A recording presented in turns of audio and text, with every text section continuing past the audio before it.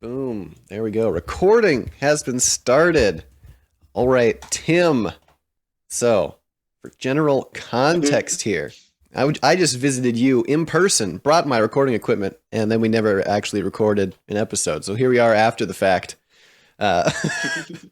deciding to have. Unfortunately, we were too lazy to do it. I think because we could have. But we were too tired and Yeah, and lazy, I think doing it like we kind of like planned it to do it like one of the last couple of days, and I think at that point like our energy, from earlier in the week had just drained so quickly that it was a bit of a lost cause there. If we were going to do it, probably should have popped it in earlier. I think would have been the play, but right. all right. But anyway, so I came over there just for context on a like a week-long trip over in Prague. So over there, I worked a little bit during the week, but mostly we ran around and saw sights in Prague and ate great food and drank cheap beer, and all sorts of stuff. So I figured we'd have plenty to talk about heading into this. But yeah, so let's see. Yeah, I think we can probably just run right into it. What do you think? Yeah, sure, dude. It was great to have you over. By the way, I really enjoyed that week. That was really cool. Oh, it was Glad so you. fantastic. Like I'm so glad that like I feel like I'm not very good at maintaining friendships when there's long distance between me and other people, right? And so being able to like maintain the friendship with you like across the world and actually come and visit and stuff, like it makes me feel really good. Yeah, and it's so crazy. I was just thinking about this. Like, you flew over from, North America, another continent, in a day, and you came over here, and we just picked you up with your luggage and stuff, and you stayed here for a week, and then you flew back. It's just so crazy. It's mind-boggling. I know. That It's like this the sort of world thing is is possible. so small, but it's so, I don't know. It's like such an interesting because we road trip a ton for a lot of the stuff we do, right? We'll get in the car, drive for Hmm. 9, 10 hours, right? We don't think much of it. And whenever I do that, I'm always like, man, like compared to what people used to do, right? You couldn't go any farther than you could walk. You live your whole life in a 10-mile square, right? Yeah. And it mind blows me every time I take one of those. And then I would get in the plane and we fly over and I'm like, oh my God, this is so archaic, this road tripping that we're doing. I can't believe how it's truly, it's such a weird feeling that you can just do that. Mm. Yeah, it's mind-boggling because you can cover like it's the distance is just crazy, and you fly over the ocean, which used to take, just by boat, it used to take, however long, weeks, and yeah, Hmm. it's just crazy to me. And I just thought about it, you can just, if given you have the instruments to do it, you can just drop by for a week or two, and it's just fine. You can do it. It's Yeah, for mind-boggling. sure. Yeah. And when there was all this, like, when we were packing, like, particularly Debbie, because she likes to make her whole list, and she had this huge list of everything that needed to be packed up and go, and we're all stressed out about forgetting our passports or forgetting our luggage or something. And then we fly out, and we're like, what's the worst case, man? And we like forget something, and we have to live for a week without like a thing. Like, this is the easiest. Like in hindsight, this is the easiest shit you could possibly do. Like we're all stressed because we almost never fly anywhere, right? So it was so different. Right. We were all worried, but it's so easy. Like you could just do it. Worst case scenario, it's likely you can get the thing you forgot over here, Hmm. if you really need it. Like if you Exactly. forget a piece of clothing or something. Yeah, I gotta say for sure the most stressful point of any flight out of the U.S. is just getting through TSA. Like that's gotta Yeah. be like it's the same as like your security checks in other places. It's not that different, but the attitude just seems so much Oh yeah. so different. There's like they Oh don't yeah. have signs of like, hey, remember to put your stuff here, or like here's the list of things to remember before security. There's just one guy standing there in Chicago yelling the same message repeatedly in the line. And I feel like, oh my goodness, like I've never felt so. I think it might be the most dehumanized that your average American could ever feel is going through TSA. It's horrific. Yeah, yeah, dude, that's spot on, I think. All right. All right. So here's the first note that I have written down from over there. Hmm. Was Debbie and you and Naomi's minds were all blown by this particular cultural difference, and that's that over in Prague, movie theater tickets cost the same, no matter what time of day you're in there. Right? The bus fare, it's always the same. You don't have like a special rate for weekends or rush hour or anything like that. It's like I'd say the overall observation has got to be like the pervasiveness of the free market over over here in the Oh U.S. yeah. compared to over there. But that was a little mind boggling to me because over here it's like, oh well, you could definitely either be making more money or make this a little more efficient by introducing these complicated formulas. But it's just not something that's over there. Yeah, it's the same way it's mind-boggling to you. It's mind-boggling to me. It's just the other way around. Yeah, it's so strange to hear that. I mean, it has its advantages, right? I mean, so imagine you have so let's say it's Friday night, you go out and you pay 25 bucks a piece for your cinema tickets, for your movie theater tickets. Over here, you pay the same fare you would pay on a Tuesday, afternoon or something. Hmm. But I suppose if people have, well, it might make people go into more flexible jobs, for example, which would Mm-hmm. allow them to use or take advantage of the lower fares on a Tuesday, let's say, or something like that. Yeah, I thought Hmm. about it, and it might this attitude it might lead to further innovation, I think, Hmm. because things are not the same anymore. But and they are variable, right?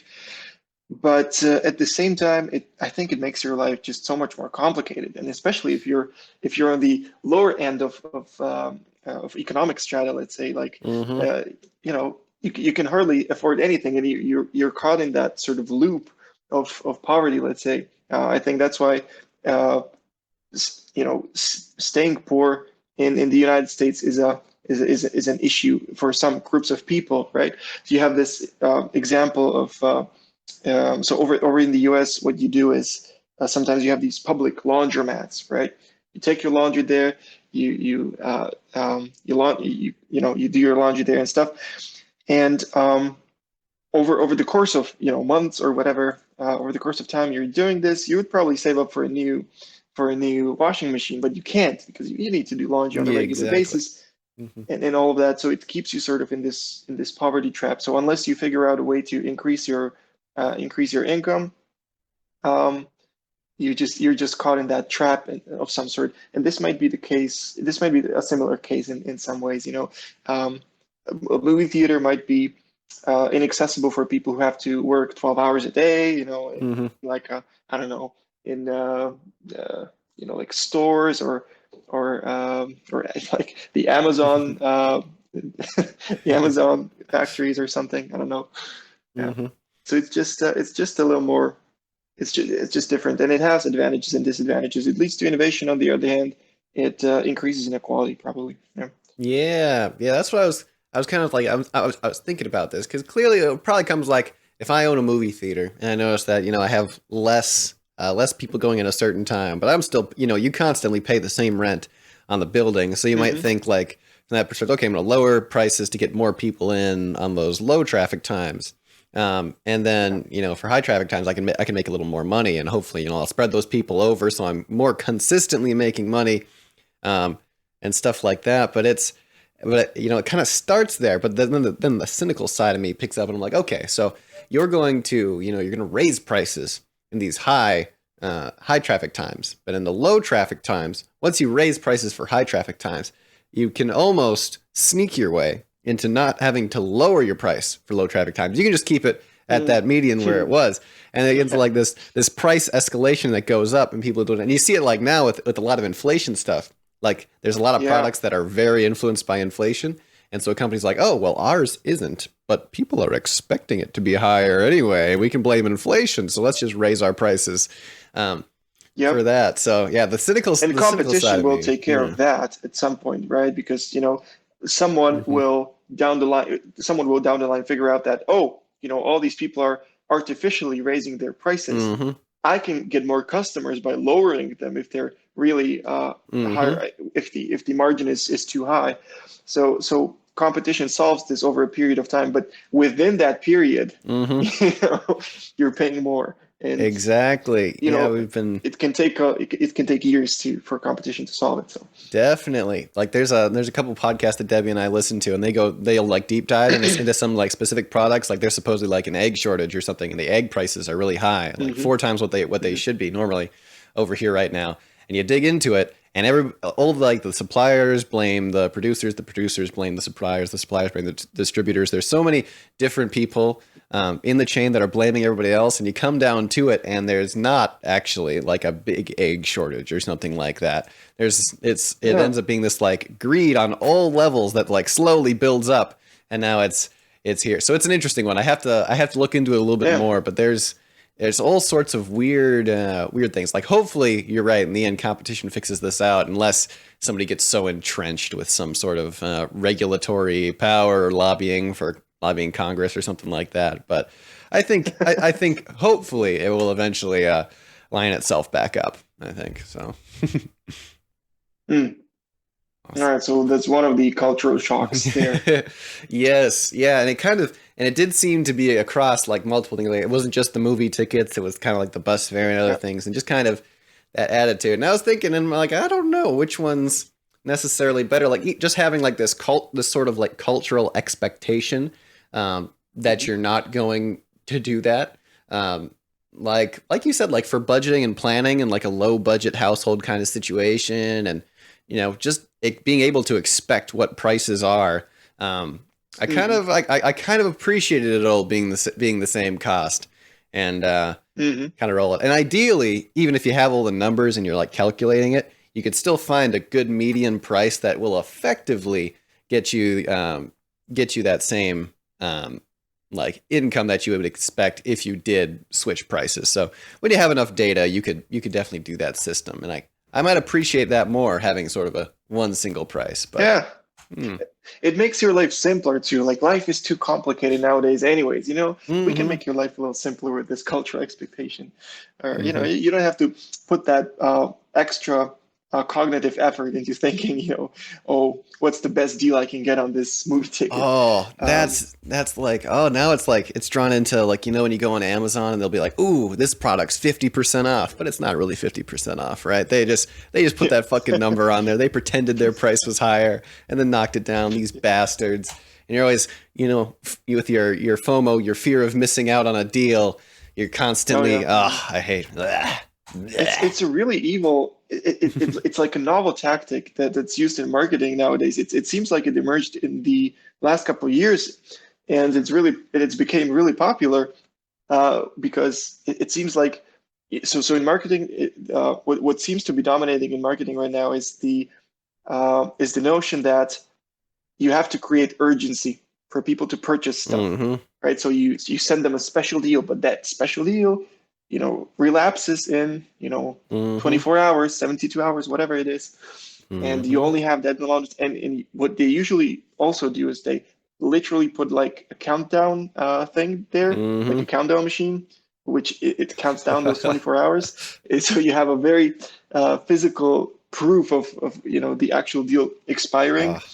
Ah, This has permeated throughout many industries, clothing, yep. there's software and all of that, yeah, Yeah, and subscription deals. advertising and marketing. I have such a horrible opinion of advertising and marketing in general. Like, I think, like, I think there might be like one, like, if you have a job as an advertiser or marketer, right, and your big thing is figuring out these deals, like, oh yes, we can influence these people who shouldn't really be buying this product or who don't really need it, but we can get more people to purchase it by doing this little trick.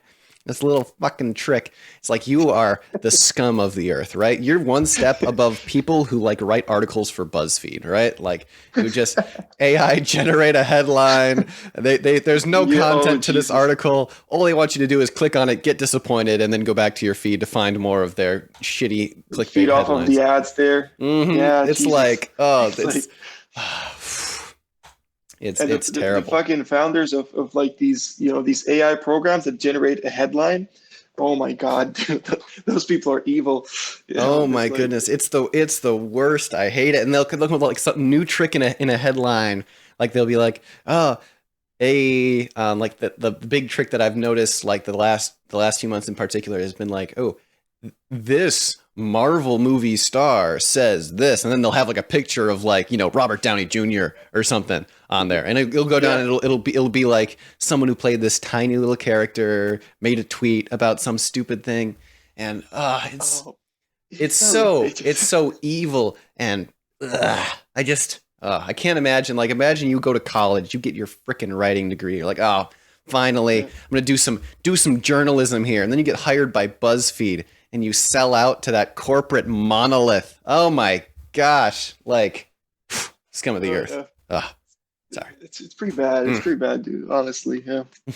Or these are the 10 things that you should be doing, or these are the 10 tips, 10 special tips to get you rich or something. Hmm. Everybody wants to be rich, healthy, and there's one more thing usually. I don't, and beautiful. Yeah, Hmm. rich, healthy, and beautiful. Those three things. You capitalize on some of those. It's a gold mine. Oh, I hate it so much, and like I don't know. Yeah, there's something to like I like growing up in the Midwest. My dad was always like, "Hey, if you're gonna get a degree in something, do it in something where you have like actual value, right?" So like there are all these people Mm, on TV. Like the big thing growing up was like creating a product, right? The next Sham Wow, the next infomercial tool that you're gonna sell to a billion people or whatever. That was like mhm, the big hot thing. Like, ooh, that's what success looks like. My dad was always like, no, no, no. You want to do something where you have value no matter what, right? So like being a mhm. plumber or some sort of craftsman or something like that. Like these things, you are actually making a thing or contributing something that people need, right? But all of this, Right. there's so much. Like we've taken all of the technological advancement that humanity has created, and all that we've done is made these things that are better at Low influencing by people to T-Pain. buy shit they don't need. It's the most like and waste more of their lives on things they shouldn't be, and it's terrible. I hate it. But anyway, that's Mm, my rant for the day. yeah, I better detote yeah. myself. The thing is, as horrible as it is, I think it drives innovation. Because you get the best way to test your product is to sell it to consumers and see Hmm. if it works in the market, right? Hmm. So as bad, it's so. I think in Europe it's a little different than in the United States. I think the buying culture is more rampant in the States than over here, I think. Hmm. Um, yeah, because yeah, it's just the way it is, I suppose. Um, but yeah, I totally get it. I totally get it, dude. Because yeah, Yep. people buying things they don't need to impress people they don't like and stuff, Oh, right? Yeah. yeah. Yeah, that quote is so dang true. Oh, that's a good one. All right. Moving on to my next one here. So when we were in Prague, we were traveling around. We were constantly on the bus or the train, moving around, right? Because I'm not gonna bring a car over there, obviously, and the city's so dense, it just works very well um, to use public transit and all of that. And that's a big difference. A lot of people talk about between Europe and the U.S. is that like Hmm. public transit type systems. Um, they're just so much more common. And I was thinking about that a little bit, and I think a lot of it, at least, I don't know maybe a lot about it after I dug into it a little bit more, but I think a big part of it is almost like just the age of the cities over there, right? Hmm. So like over here in the U.S., there are like two or maybe three cities that have like a really good public transport system, right? You have like New York, Washington D.C., and then I'm not sure about any others past that, to be honest. But the idea is that I was thinking is like, well, yeah, because these places are old enough and have like a large enough population that's been there. There's like big roots in the city. You're in a community, and that just makes it so much easier to be able to move stuff like that. And so I started trying to look up some like statistics that could like back up my theory a little bit, or Hmm. make sense of it. And I haven't found what I really want to try to find out is like rate of people moving in and out of like larger cities in the U.S. because my current theory is that Americans in general move a ton, right? Like I think I looked at Yeah. the average American moves like 11 times in the 11 times in the course of their like the bulk of their life, whereas over in Europe the average was like 4 or something like that. Yeah. Um, Hmm. and just all the factors like the U.S. being huge, shared language, huge amount of shared culture. You can move all over the place. We typically stay in our jobs for less time, right? I think the average was like, and the study I found was 4 years, and over in Europe it's 10 or 11 years. Um, and so it really like the idea that you can constantly be moving around, and even like my family's history, right? In my family's history, my great grandpa is the one who moved to Minnesota in general. And then we Hmm. had my grandparents and my mom who kind of grew up there. And then we moved out to a small town or something. And now I'm back there. But it's not like I have a really deep root in one place going back more than a generation, maybe. Um, Oh yeah. Hmm. and so that's kind of my working theory on why some of this public transit doesn't do it. Just because you really need a solid group of people who aren't moving necessarily, Yeah. leaving and coming in and out um, for a long time, and have kind of an old city with a dense enough population that it really makes sense to do that. So that's kind of my current theory that I'm Hmm. working on, but I need to look up some more statistics before I know that it's decent. Right. Right. But so look, so you have these cities which are newer in the States, and they don't have such a great public transportation system. But I think the problem there is not their varying population, because the population stays more or less the same. People move out, but some other people move in, on Mm-hmm. the other hand. So the population itself doesn't vary that much, does it? And and then so if the population stays fairly constant, I'd say the more prevalent contributing factor is the fact that much of the infrastructure that goes to how the society works in the States is built around cars, because it was Mm-hmm. most of the cities and the city sprawl came about with the invention of the car at the beginning of the 20th century, right? Mm-hmm. So I think that has to do with, I think cities in the US were created and accommodated for the invention of the car. In Europe, it wasn't Mm. like that, right? Because okay, they drove these horse cars and stuff, Mm-hmm. um, but what do you call that when you have a horse and you Oh, have yeah, a car? like a carriage, like a horse-drawn carriage. Carriage. Yeah, that's Yeah. that's the thing. Yeah, yeah, that's the word. So you had carriages and stuff. So you had to have wide streets for that too. Mm-hmm. Um, but right, yeah. So, Oh, so I think that's a good point. Admittedly, like yeah. just from widening the streets in say a populous area, you're gonna have if I have 100 square blocks in like the main chunk of my city, like that could be it could be anywhere from a half to three quarters the size that many blocks Hmm. if you had just had thinner streets put in, right? If you hadn't planned out the extra wide streets ahead of time. So then walking anywhere gets just that much more difficult and all that. That's a good point. Mm. Yeah, Hmm. yeah. I think that has to contribute to that. And back when these cities were constructed, so like cities like Prague, let's say, back when these cities were constructed, you didn't have the car. People were moving on their feet most of the Hmm. time. So, and only the rich were really, they had the means to take a horse and a carriage and afford it. So, so most people were moving on foot. I think that has to, the the means of moving from place A to place B were just so much simpler as opposed to the car, let's say, and the infrastructure of the city grows naturally with it, Hmm. or Yeah, I something like think that. Yeah. yeah, I think that's a good point. Yeah, they're just laid out. And the more modern a city is, the wider all the roads are, and all the Yeah. stuff like Hmm. that. Until you get down like the place something is Texas, they're getting flooded with so many people right now. You go to like Austin, Yep. Texas, I feel Yep. like it's as wide as a fucking football field. The streets down there, like everything is just it's really they just took a medium-sized city, grabbed the corner on the picture, and extended that.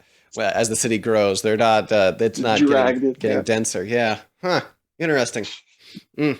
But yeah, I would definitely say like walking around and using the public transport over there. That's always been one of my favorite things. I love like when I was a kid, my grandparents would take me on the one light rail in Minneapolis, and I'd Hmm. love that. When we went on our senior trip to Washington, the metro, I love that. I'm just a little bit wired to love like systems like that in particular, the way Right. they interlock.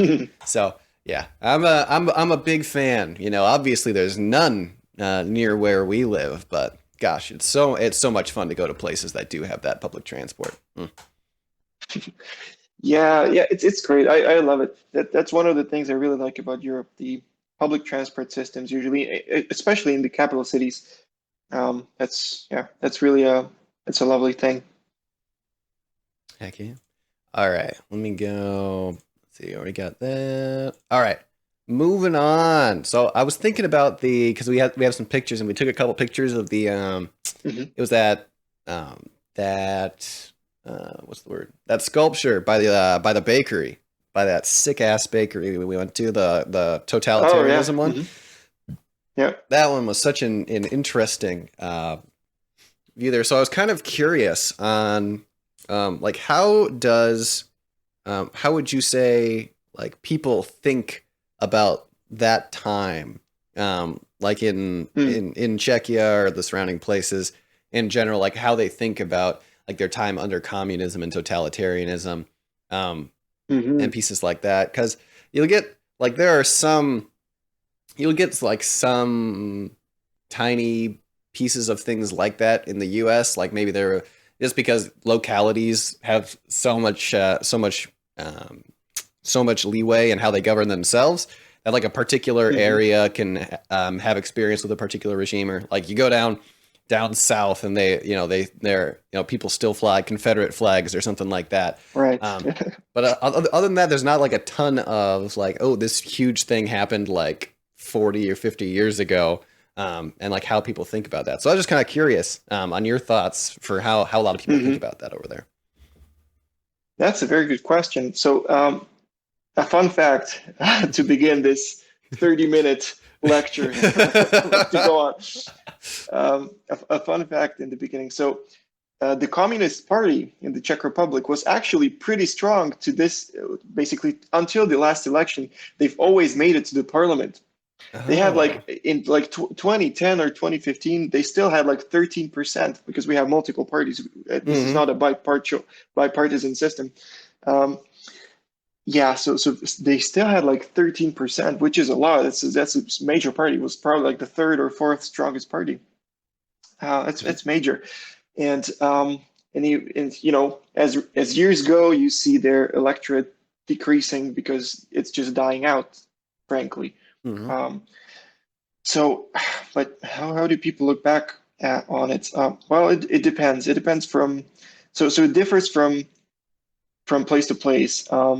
In Czechia, they are very critical of communism. Generally very critical of communism, especially in Prague and in bigger cities.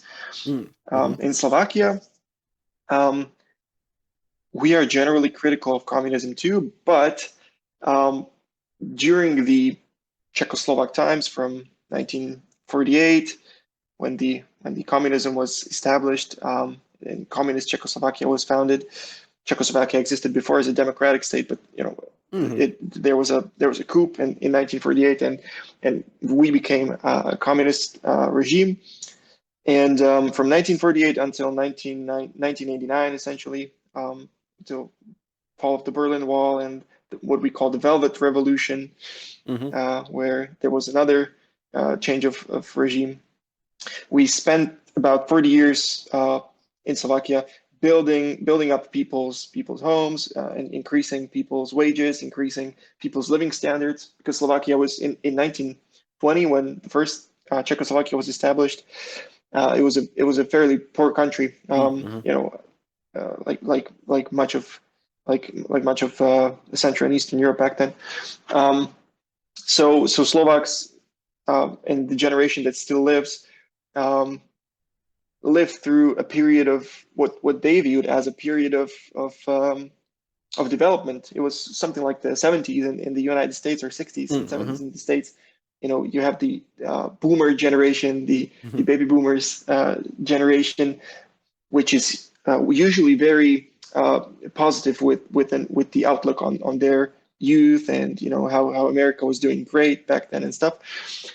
So I think this is echoed somewhat in Slovakia too, because people are looking back at the development then, and factories were being built and people had jobs and all of that. Um, in Czechia, it was a little different, because Czechia was one of the, if not the most heavily industrialized country in Europe back then. So this is a fun fact. In 1939, I think it was, Czechia was the third richest country, or Czechoslovakia back then was the third richest country in Europe, um, which is kind of crazy per capita, of course, but which is kind of crazy to think, but it Mm-hmm. was indeed the case. And the reason was that especially the Czech parts were heavily industrialized, and industry was Mm-hmm. just booming back then, and it generated a lot of value. Yeah, so where was I? So people people look differently on. I'm sorry. No Můžeš worries. si prosím tě vypnout? Také to něco robím, no. Apologies. No worries. Um, so yeah, so people are looking at these communist times with some sort of nostalgia, and especially the older generation is like that. Mm-hmm. But the general outlook on communism is very well, it's critical. It's quite critical, I'd say. Yeah. Mm-hmm. Some people say that not everything was bad, and that's perhaps the truth. Not everything was bad back then, and there were some things that could have been carried over to the new system, but Mm-hmm. as a sort of like an by an effect of sort of this ideological pendulum, we just swooped everything and started anew, and Gotcha. all of that. So there's this story from uh, the mom of my girlfriend, and she said that what she used to be able to do is that, or people at that time, was you were going to the store and you had your kid in like a stroller, and you were going to the store and you could leave that stroller in front of the store and nothing would happen. So it was supposed to be like super safe. The totalitarian state made sure crime was low, and there were no drugs essentially, stuff like that. So no drug criminality, or little to none. Mm-hmm.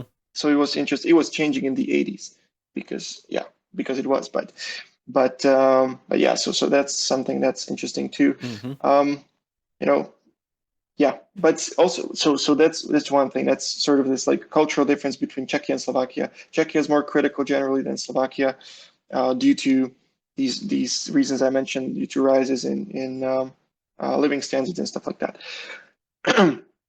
um, the other point, the other point of difference or of departure, is between the class of intellectuals and intelligentsia, let's say, and the working class. So Mm-hmm. uh, communism, what it's all about really is it's the diktat of the proletariat. Proletariat is the group of people who are producing, uh, who are what the cogs in the means of production, Mm-hmm. in speaking in Marxist terms. So they're the people who are producing the real value, and the capitalist at the top is just stealing the surplus they create, right? Mm-hmm. So imagine you create a watch, right? You make a watch, and you have this mechanical mechanical motion which you go through when you're making this watch, and it makes you happy and all of that.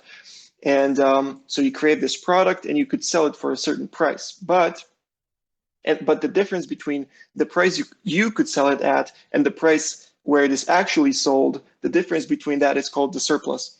And that surplus is, in Marxian terms, stolen by the evil capitalist, right? And so what Marx said was, you need to seize the means of production, you need to seize the factories, you need to take them from the capitalists and give them back to the working class, so prices can, the surplus is eliminated, and no evil capitalist can get rich off of the work of hardworking people. And so this is what happened. So factories were nationalized and all of that. So and it made and in the social stratification changed, because all of a sudden the worker, who is usually at the bottom of the social hierarchy, they were all of a sudden at the top, right? So people who were in working class, they found this to be great, like all of a sudden I have a status, people, the ideology is saying that, the state ideology is saying that I am virtuous because I'm a worker, I'm providing the world with my honest work, with my two hands and all that. And on the other hand, those people who have usually the highest IQ and all that, who are at the top of social hierarchies, usually in economic hierarchies within capitalist societies, those people were put to the bottom. So it was flipped, essentially. The pyramid was flipped. And I used to have this piece of this. It was like a matchbox. It was like a matchbox with like a communist art, and the communist art said, "Povaleči s kavaren, glopatama do tovaren," which means those people who are drinking coffee in like coffee shops, just sitting there and talking, you should take up some real work, go to the factory. And there was this little art portraying that, these intellectuals, instead of just talking all day and drinking coffee, you should just do actual work. And so the intelligentsia wasn't having a very good time. The artists, you couldn't produce what you wanted. If you were a writer, you couldn't write what you wanted. It had to go through like a censorship program. So a census means, it's from Latin. It means to give advice. So the state would, yeah. So the state would give you advice on what you can publish or not. So you can publish.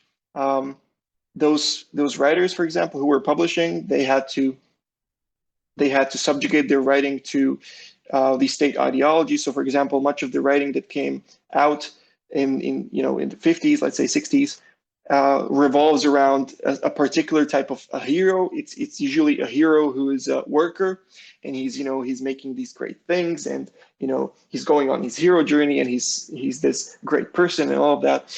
And usually he is fighting against the oppressive system of some sort.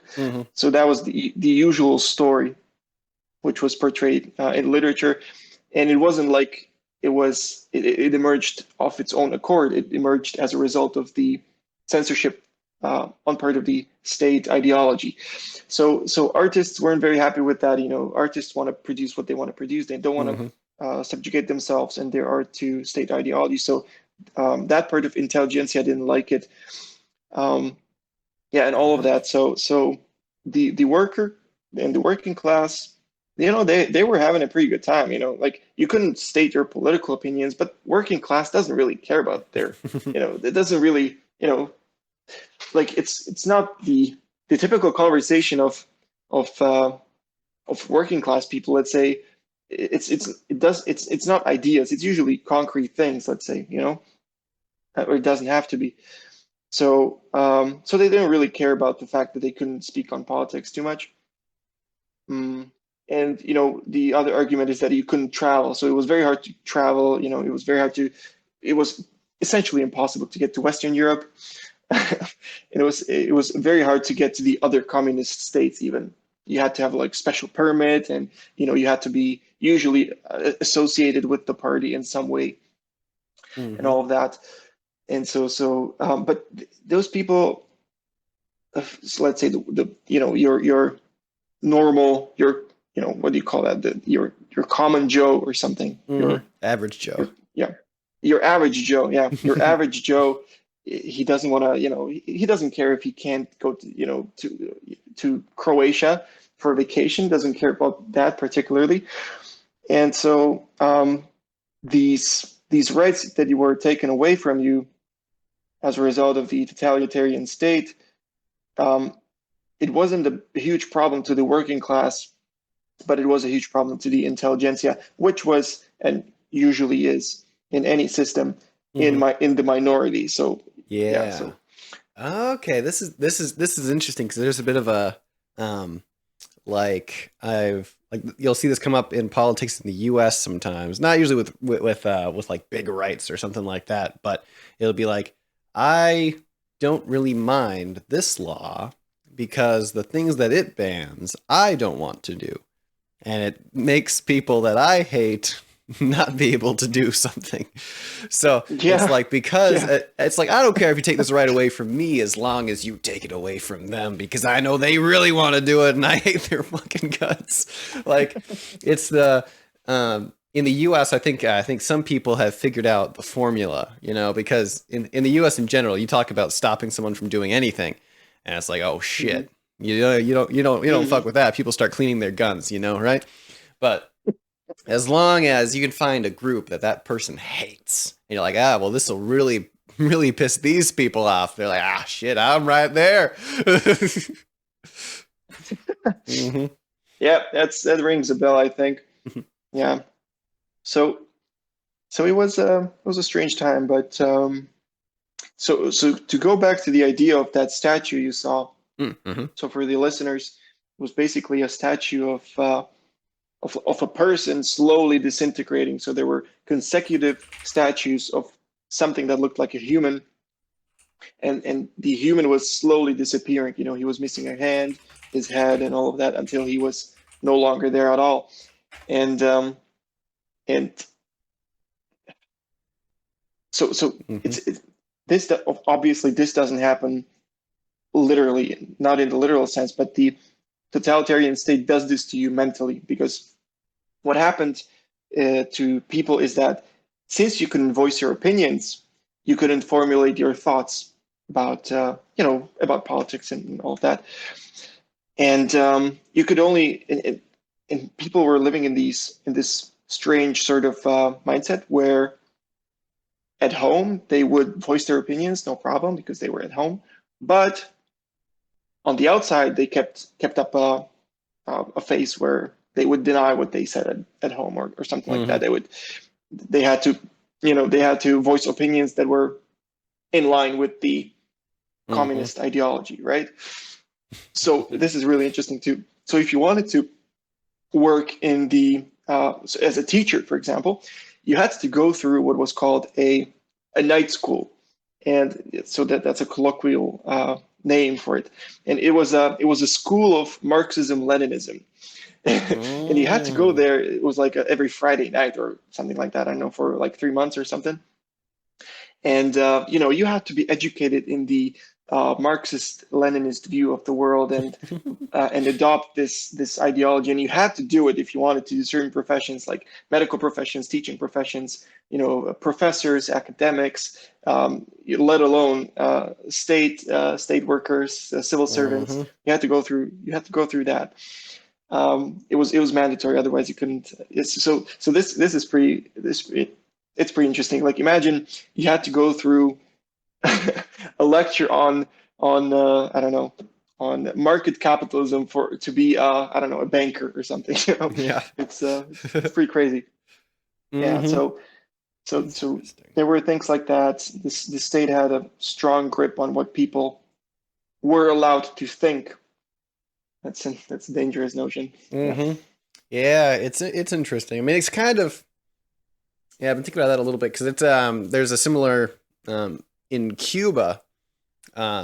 So hmm still communist dictatorship, right? And so they, but they're very committed to the cause, particularly the higher up you are in the system, right? So normally we'd think the progression is, with like communism or something like that, right? The proletariat is the most committed to it, and then as you go up, if you were a highly educated person, maybe you'd be introduced to some ideas outside of that, and you wouldn't do it. But if you're like a doctor in Cuba, you're very Hmm. similar. You go to school, and a part of your school is getting indoctrinated more into that, into the particular ideal that the state wants to push. It's like it's just a part of the training that you're built in. So the higher you go up in that system, the more committed you typically are to the system. So it's an interesting idea. Like, gosh, yeah, it's just so different because in like the way that the republic is set up in the U.S. Like even like there's almost no influence that like the federal top down government of the entire country could do to push down on someone, because almost all of that is so localized. Like even the Hmm. difference between Yep. certain towns and municipalities can be so different, and the country is so big that it's almost impossible to do something like that. But I could definitely see, like if Minnesota was its own state, or like a kind of the smaller you can get, the easier it would be um, to have some sort of system like that, where it's like, oh yes, everybody undergoes the shared education, um, like that. Interesting. Okay. Yeah, Hmm. but look, you have a system like this even in China. Maybe not so much nowadays. Ever since Deng Xiaoping, he made all these reforms and stuff. But Hmm. before that, China is a huge country with you Hmm. know, nowadays like what it's over 1 billion people, and so you can do this, you can do these things on a pretty large scale too. I think Hmm. because as long as any activity of the individual is monitored. And so, oh yeah, the monitoring, man. So in Eastern Germany used to be communist as well. It's estimated that every third person was a state informant. Every third. I love it. So imagine at least one member of your family, if you have an average average family, at least one member of your family is a state informant. My Imagine that. goodness, that is. Yeah. Oh yeah, it's so like pervasive. That's so interesting. Like the infrastructure, it's interesting because it's a very distributed infrastructure that you do to support something like that. But Right. wow, Yeah, Jesus. that's. There's Mm. this quote by a Polish author, Ryszard Kapuściński, and he says that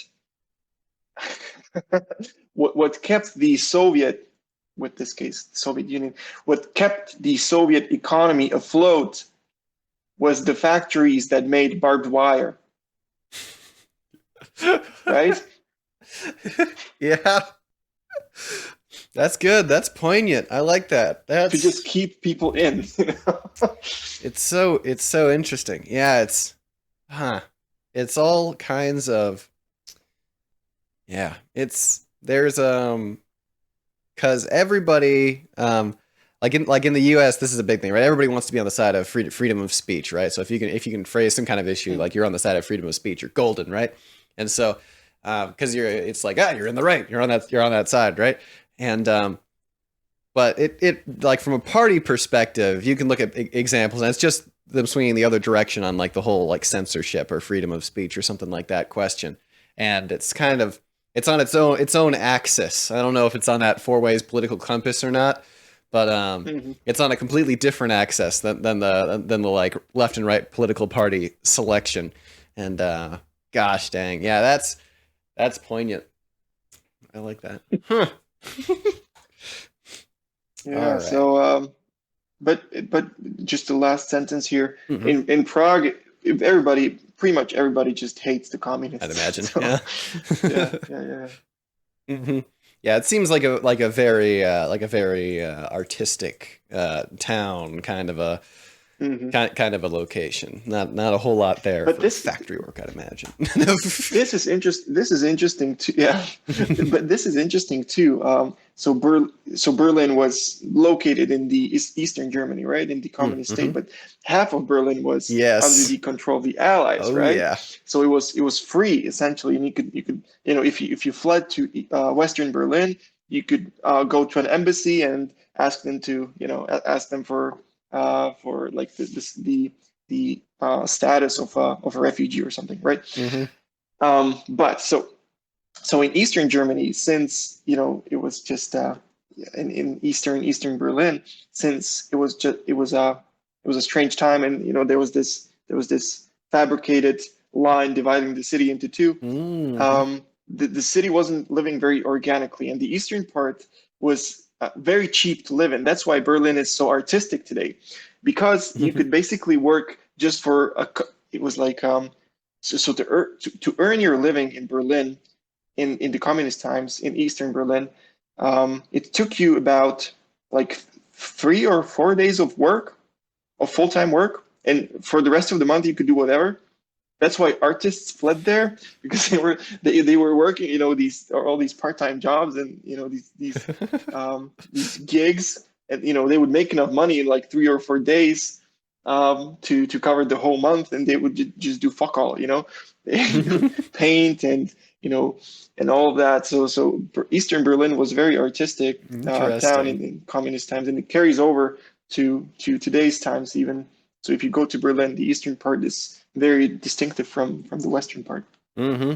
Yeah, that's got to be like that's some of the coolest stuff was learning about like that stuff in history class. The one I was in, they particularly deep dove into it. Like the Berlin airlift and like all the like the pictures are Yeah. so like it's such a unique situation. It's I don't know, like just looking at like pictures of the wall dividing down the middle and the things people would do to get around and all sorts of fun Oh stuff. yeah. It's so cool. That's awesome. All right, let me pull up. All right, last note I had. Oh yeah, this was from an earlier discussion we had in the week when I Mhm. got there. I call it like the college tryhard problem in the U.S. Right? Mhm. Because Debbie was talking about she was going to college for engineering, and all the engineering students are sort of they're sort of snobbish, right? And if you need to be doing all of these things and being super involved in engineering. It's got to be like a big a big thing in your life, and they simply detest it if that doesn't consume more of your life. And you're not constantly pushing towards being the best at it that you can. And I kind of had some similar experiences when I minored in accounting, and a lot of accounting majors, they like to think, oh, accounting is one of the hardest degrees, right? At the end, they have to take the CPA exam if you want to be a public accountant. This big test, it's one of the hardest things you could take. The math's so Mhm. difficult. And I was just minoring in it, right? So I was just dipping my toe in, getting a few credits, and then getting out. But I still had to take some of the higher level classes. Mhm. And just they'd be incensed when I'd get like better grades at it than them. When I was not studying my head off, right? I'm not super committed to this accounting thing, and they would be absolutely incensed just because I'm a really good test taker, for example. And that was kind of it was interesting. It seems like a very different culture around like higher education or something up through college over in Mhm. Europe compared to that mindset, which I think, depending on the degree, probably isn't as bad. But there's definitely a big strain of that, no matter what you're in, right? If you're in theater Mhm. and theater isn't your entire life, you're not thrown into it. You'll get a whole lot of it's just you'll get a lot. There's such a concentration of that type of person there, and the idea that you may not be as deeply thrown into it and getting better grades or doing something, it's Mhm. mind-boggling to these people. Um, so Mm. I think it might be a residual effect of the fact that college used to be, more so in the past than it is now, mhm. a um, a rite of passage of some sort. So it's supposed to help you catalyze your identity. I think and this cultural notion is more present perhaps in the States than it is in Czechia, anyways, I suppose. Mhm. Um, you know, and because what used to be the at least the male rite of passage was mandatory military service. Mm. You had to Hmm. serve in the during the communist times. You had to serve in the military when you were young for 2 years. For 2 years. Hmm. Um, and that was that was this rite of passage back then, supposedly. At least that's what cultural philosophy agrees on. And I think um, this role was fulfilled by college in the States because you didn't have mandatory service. So it helped you catalyze your identity. So if you and perhaps to better understand this, we have to look at the opposite. So what if you, as a man, what if you don't catalyze your identity? You remain, in that case, you remain a formless adolescent in some sense, I think. And Hmm. perhaps that's what we see throughout the culture nowadays. But um, but yeah, so this was something that was different, I suppose, with you and noticing it Mm. here. Yeah, college. I think it has to do with the fact that you are it must be at least to some degree caused by the fact that college is free here. Mm. You're Hmm. not such a stake, because imagine you're paying 40, 50, whatever, Hmm. how many $1,000 for Yeah. college. You become a huge stakeholder all of a Hmm. sudden, right?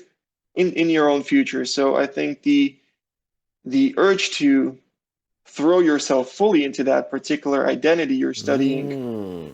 is a Hmm. result of you being a huge stakeholder. So it might be an overcompensation even to some degree, I think. But yeah, this Mm. might have to, yeah.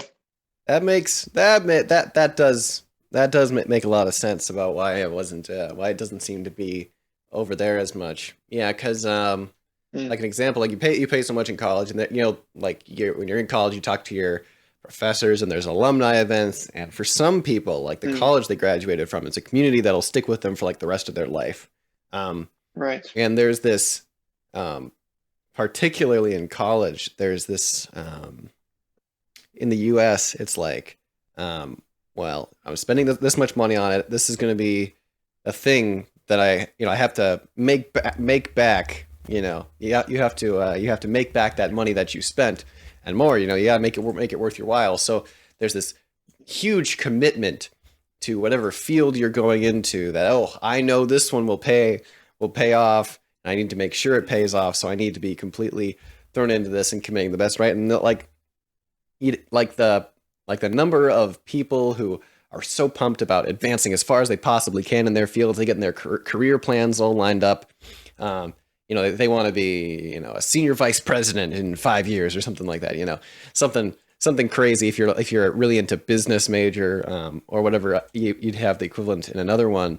And that's interesting. I didn't have as much of that because I had so much financial aid, because on paper my parents made no money growing up. We're pretty dirt poor compared to a lot of the people that I went to college with. But Mm, yeah, so I didn't have that as much. I was kind of, I like to have like a career, where you kind of advance up a little bit. But for me, like even at this point, I'd say I kind of have a job more than a career, right? It's not like a hmm huge part of my identity necessarily. hmm Um, Whereas when you're going through college, you're just incentivized to make this your thing. And I suppose you're young, you do that throughout high school too. Like I remember in middle school, like I decided that my identity was not doing extracurricular activities, right? Not being on any teams or doing stuff like that. I would be a non-participant, and that was my thing. And it was you just grab onto the dumbest ideas, and so that probably extends pretty far up, I'd say. hmm And the thing is also, most people have jobs. Not many people get to have careers, I Hmm. think. Yeah, I think so. I don't know, that might be a generalization, but Hmm. maybe nowadays we live in a world where everybody can have a career, I suppose. But yeah, most people have. It's still probably the truth that most people have jobs, and it's likely Hmm. to remain that way. I don't know. Hmm. But yeah, so I like that. I like this attitude of yours that you're treating your job as a job, not as a this all-encompassing thing in which you must engulf yourself to till the end of your days and all of that. Yeah, yeah, it's the thing, and I think as you grow up, it probably wears out, right? Like when you first meet someone, right? One of the first questions you always ask is like, "Oh, what do you do?" Like what's your job? Yep. What do you do? How do you fit in as a cog into this society? Yep. Uh, Yep. Yep. Yep. but yeah, like when you What's get the down to it, conceptual box I can put you in? exactly, yeah. And as it like I've started to realize, like I kind of asked that because I'm curious if I'm meeting someone, but I really don't that really doesn't really have anything to do with like who they actually are, right? Or who I am. It has almost nothing to do uh, with what job I can do. Part of that is probably because I have a massive ego and I think I could do anything really well. Um, but it's yeah, okay. I think I'm picking it up a bit more. I like that. All right, let's see here. I think that's all the notes I had written down on general cultural stuff. Do you have anything that stuck out while we were over there? Hmm. I think we did pretty much discussed it, Gotcha. I Oh, I suppose. did have I did have one more. This related to the like the age of a city and just how old a place is. Because for Mhm. instance, like places like the Scouts Club or that underground club that Oh we yeah. went to, super cool places, right? That in no way, if they were like constructed, would meet like regulatory requirements. Wheelchair Yep. accessibility, all this bullshit that we have, and like that can only happen in like a city that's like old like that, I think, or Oh it yeah. could probably happen in like small towns in the US, which is a big reason I think of why I like it. Like in the hindsight growing up, you're just using whatever buildings available for whatever purpose you have in a small town. And maybe it changes every 2 years what is in this building, but it's just constantly being reused and you're fitting things in random places. And it's not as much of a worry, but over there where everything's so old, it's like, yeah, what do you think I'm going to do? Rebuild the whole town to meet your stupid how wide stairs need to be or some bullshit? Yeah, you know. So I think like in a really old city, that's like to me that was such a benefit, just like aesthetically and walking around and like people just like the word I almost think of is like people infest spaces, like Mhm. like rats. When there's an open space, someone Yep. has an idea to use it for something, and you can repurpose it like that. So, Oh yeah. Oh yeah. That's a pretty good analogy there. all right. Yeah, the age of the city. It's Mhm. very yeah, it has this sort of allure. It's just from my perspective, it was shocking for me to see these very inorganic streets you see in the US. It's very inorganic. It's the fucking streets are made with a ruler, Yep. and with right angles and everywhere. It's just so, it's just so unnatural. Hmm. Buildings here and the streets here in the cities, they just sort of enveloped and developed, sort of Hmm. like sort of off their own accord. It's as if it wasn't really planned. It was this sort of it was like an act of evolution or something, Hmm. essentially.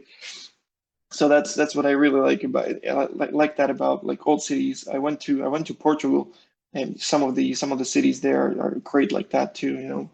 Coimbra, like that, an old royal town, and royals used to have their throne there and stuff. And it's the third biggest city in Portugal, and that city is just oh my God, it's like a rose petal, or like a rose flower. Just Hmm.